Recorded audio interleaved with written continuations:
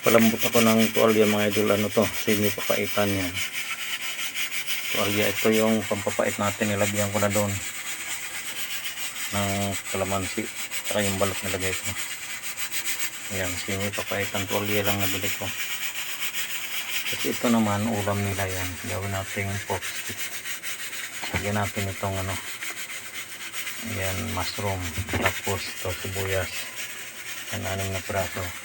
Tapos bawang. Binabad ko na sa kalamansi at paminta yan. Hindi ko na nalagyan ng bawang kasi ito magigisa naman ng bawang. Magigisa ko dito mga idol. Pinakuluan na yan. Patayin na natin. Tingnan natin kung malambot na. Nabili ko yan ano na. Napakuluan na. Sa palengke. So, tapos magisa ko dito ngayon ng beef stick ay pork stick lutuin ko. Ayan. Ulam nila to. Sa akin yung semi papaitan kasi malamig ngayon ang panahon.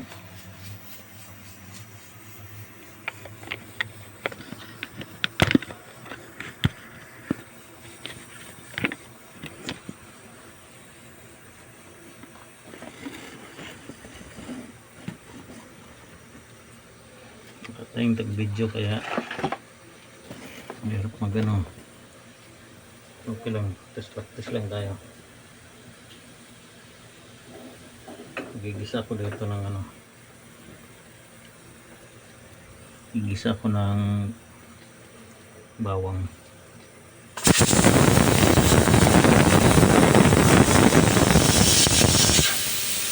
Ayan. Tagal eh.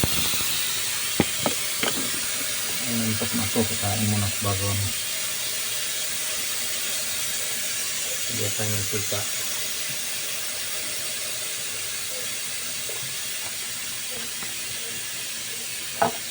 bangun ng amoy mga ito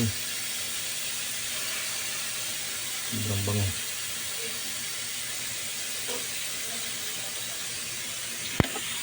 Bisa tayo dito bawang.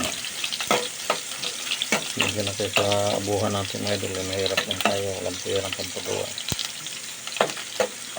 Ganito lang talaga mga idol. Bali hindi naman tayo napahan. Tagaan muna natin mga idol. Ito lang binigay sa atin ng Panginoon. Sulat yung mga sakit.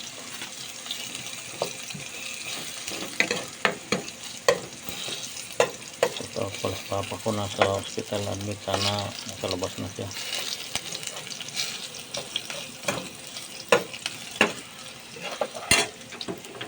Yan, pula-pula na. Ang pagluto ko ng pork stick mga idol o beef stick, yung diretso yung pinakuluan, hindi ko sama ko na pati tuyo dyan. Yan ang turo ni ma'am sa akin dati. Yan, silit lang ha. Ano ko si Ma'am Gima dati ganyan magluto. Yan, bubuhos natin to kasama yung binabad.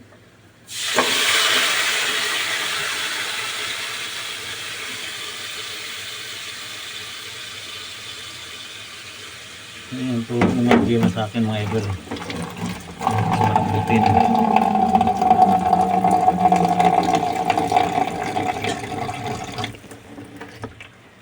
Diyan mo siya papalambutin mga idol yan.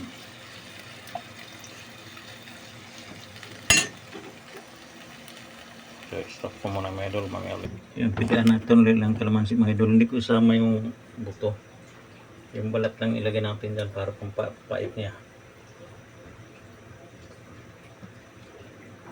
May siling pula na rin yan mga idol. Mamaya yung green lagay natin. Ano na.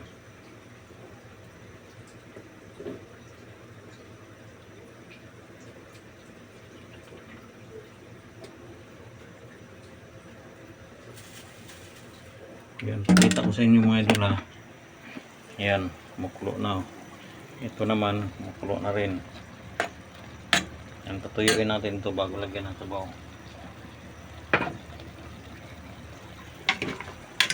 Haluin natin. Yan, tingnan natin kung malambot-lambot. Nandyan na yung balat ng mga kalamansi mga idol. Yan, hinalo ko na. Yan ang gawin natin, mag-serving papait ngayon. Mas maraming luya. Tuwalya lang ito nabili ko, walang ibang halo dun sa palengke. Dapat ito pang kare-kare o kaya pang guto. Ang sarap. Tabang lang, lagyan ko ng asin mga idol.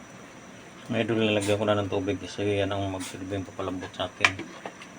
Ayan. Pag natuyo yan, okay na mga idol. Ito naman. Pa natin kung ano lasa. Ayos na mga idol, okay na yan tinta niya. Ano na yan, medyo mapait na siya. Lagyan natin ng konting bitsin.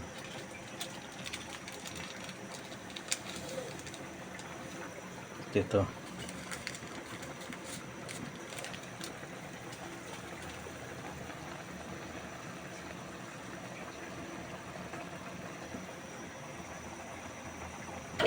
Yung matigas pa mga idol, kan palambutin ko pang mga 10 minutes siguro.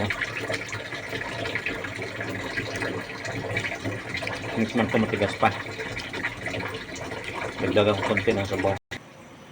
So yan, sakto yan mga idol pag natuyo yan. Kain na tayo. Tapos ito naman mga idol, papalambutin ko pa ulit kasi medyo matigas pa. Pero kaya na kainin kasi lang gusto ko medyo malambot. So ito mamaya pag natuyo-tuyo, ilagay ko na to yan, mushroom.